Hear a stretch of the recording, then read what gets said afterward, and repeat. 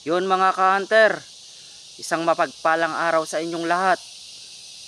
Sa video na ito mga ka-hunter ay tuturuan ko kayo kung paano nga ba gumawa ng bitag para makahuli ng labuyo.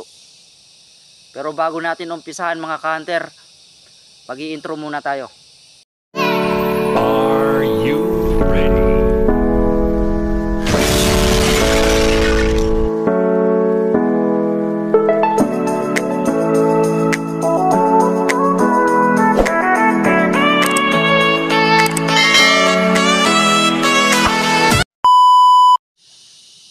Yun mga ka-hunter, ang mga kailangan pala natin ay mga ganito. Ito. Tapos apat na mga sanga. Tapos isang maliit at isang mahaba, medyo mahaba. At ang pinaka-importante ay lubid. Hindi ka makakagawa ng bitag kung walang lubid. At saka ito mga ka-hunter, papitik. Ito. Kaya yun mga ka-hunter, umpisahan na natin. So yan mga ka-hunter, ang una nyong gagawin ay ito, ibabaon nyo ito.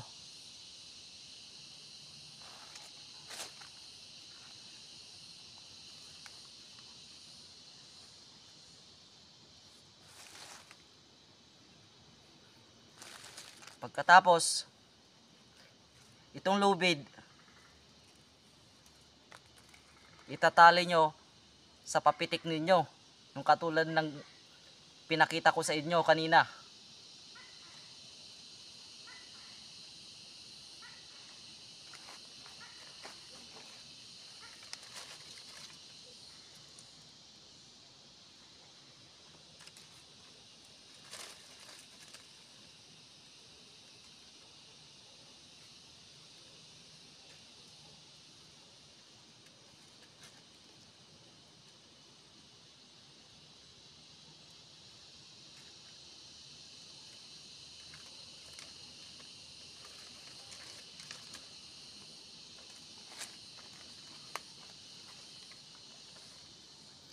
Pagkatapos susukatin nyo ito. Susukatin nyo.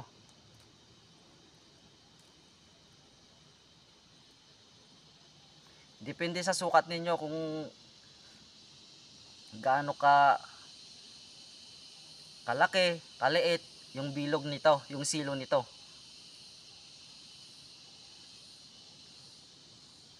Tapos yung pinakita ko kaninang maliit, itatali nyo kung nasukat nyo na. Ito yung maliit.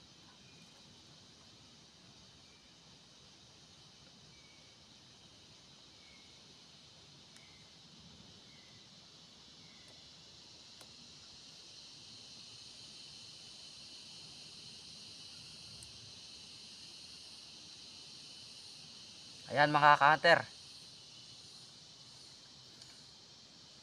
Tapos ito naman, ganyan.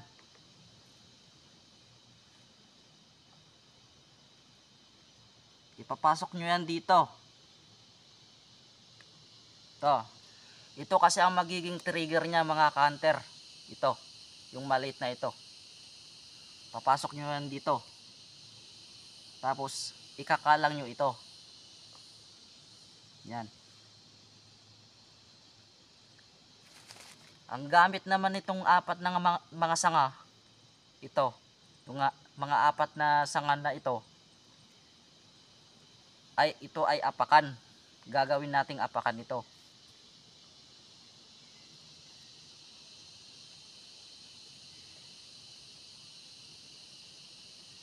Yan mga ka-hunter. Tapos ito, ibibilog nyo lang siya. Aayusin nyo lang. Yan, silo na.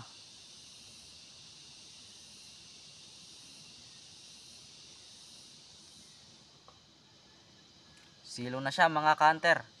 Pero hindi pa yan dyan nagtatapos. Kasi haharangan pa natin yan.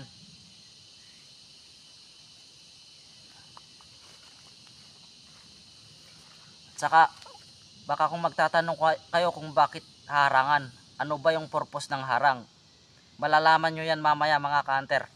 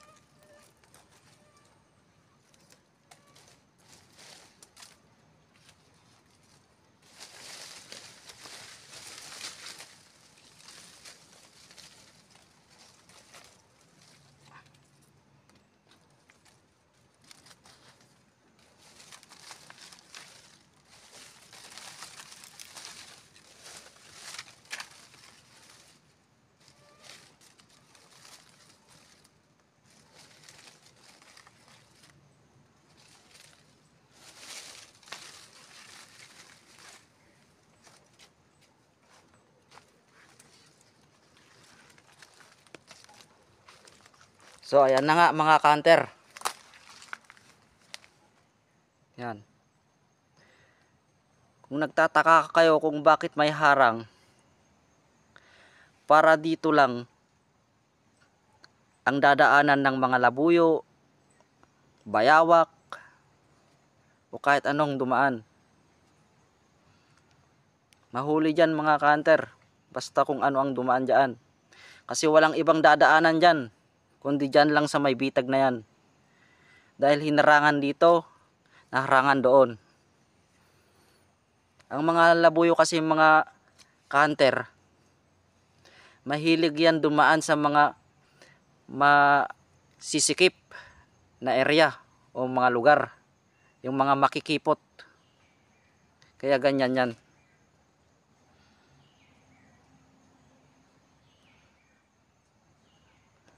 Yan.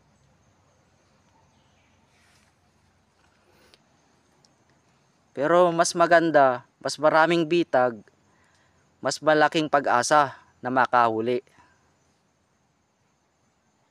Yan yan mga ka-hunter. I-demo ko naman mga ka-hunter kung paano ba mahuli. Halimbawa, ito paa ng manok. Kung maapakan niya kung maapakan niya yan, iigkas, huli na siya. Yan, subukan natin. Yun, huli. Yan, huli siya. Kasi hindi naman pwede na ito hakbangin niya. Hindi pwede, hindi yun ano. Talagang maapakan at maapakan ito. Kasi hindi naman katulad ng tao yung pag-iisip ng labuyo eh. Kaya maapakan niya pa rin to. Hindi niya pwedeng hakbangan yan. Hindi pwedeng mangyari yung ganun.